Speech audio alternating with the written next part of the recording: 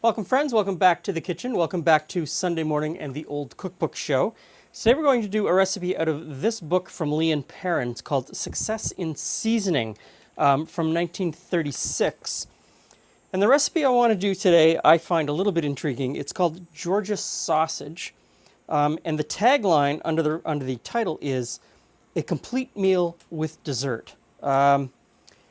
I'm kind of fascinated by this idea of sweet and savory as a dinner dish, but let's give it a go. So I'm going to start out with 2 sweet potatoes, and I'm going to pop those into a pot of water that's just coming up to a boil, and we're going to cook those. Meanwhile, I've got a cast iron frying pan here that's just coming up to temperature, and I'm going to fry off some sausage. Now the recipe doesn't say what kind of sausage to use, so this is our homemade take on a Texas hot guts.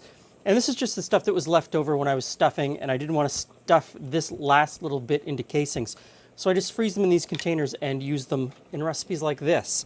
So in that goes, and we're going to fry that off. And we'll just break that up so that it cooks a little more evenly. Now this recipe also has some sliced apples. So while all of this is cooking, I'm going to peel these apples and slice them up. And peel the apples however you like. If you want to use a potato peeler, that works really well. It doesn't really matter, just get the peel off. And once it's peeled, I'm going to slice the apple.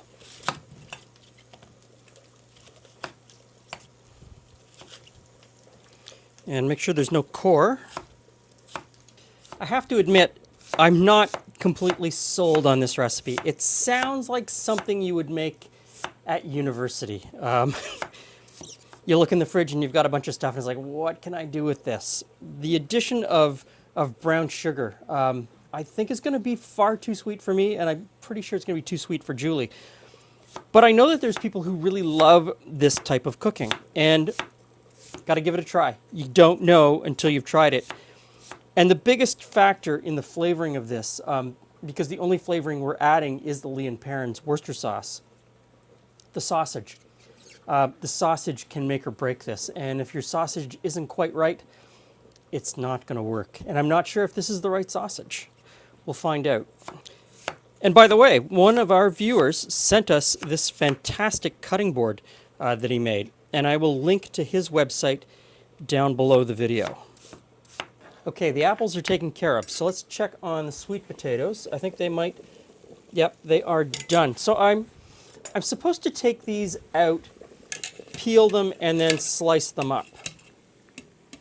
And I'm not someone who generally peels potatoes, even sweet potatoes. I generally don't peel them. So I'm kind of on the fence about that. I'm going to do it probably because the recipe asks for it. And for those of you following at home very closely, you'll notice that I have cut this recipe in half. I didn't need the full recipe. Okay, let's see. Have they cooled down enough to handle? Almost. Let's see if I can get the skin off. Probably a paring knife. Ooh, boy, that's hot. Okay, so as I'm making this, I'm already making mental notes of things that I would change in this recipe if I ever made it again. And one would be definitely not peeling the sweet potatoes. I would just leave the peel on. I kind of like it. I don't think it would be a bother to me. So I'm going to slice the sweet potato up.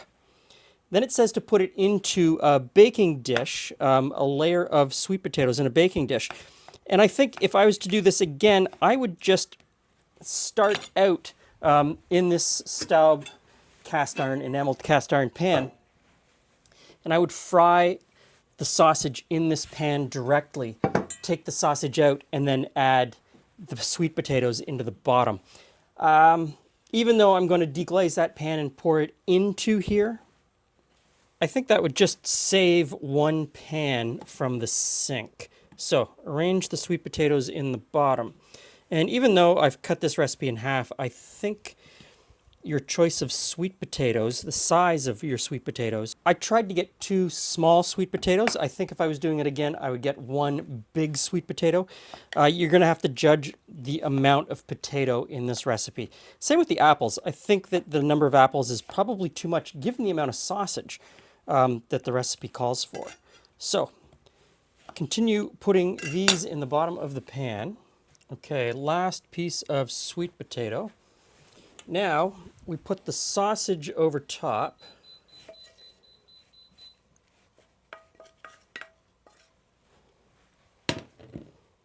Spread that out. That sausage smells great. And then the apples go on top of that. Now, if apples and sweet potatoes aren't sweet enough, we're going to put brown sugar on top. It says to sprinkle brown sugar over the top. Now I'm going to make a little bit of pan sauce from the sausage. I'm going to put in some water and Lee and Perrin sauce, and we're going to scrape up any of the brown bits on the bottom, any of the fond.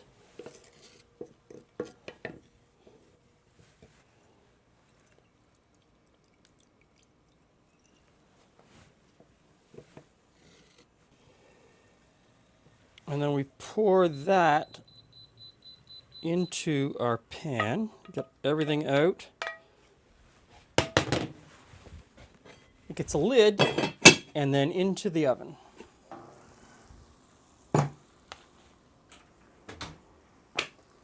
Hi, Glenn. Oh, Jules, you're in for a treat. We'll need Okay, some. so We'll need I some saw forks. you leave with apples, sweet potatoes, and meat, and you told me that you were making a savory dish with apples and sugar and... Georgia sausage.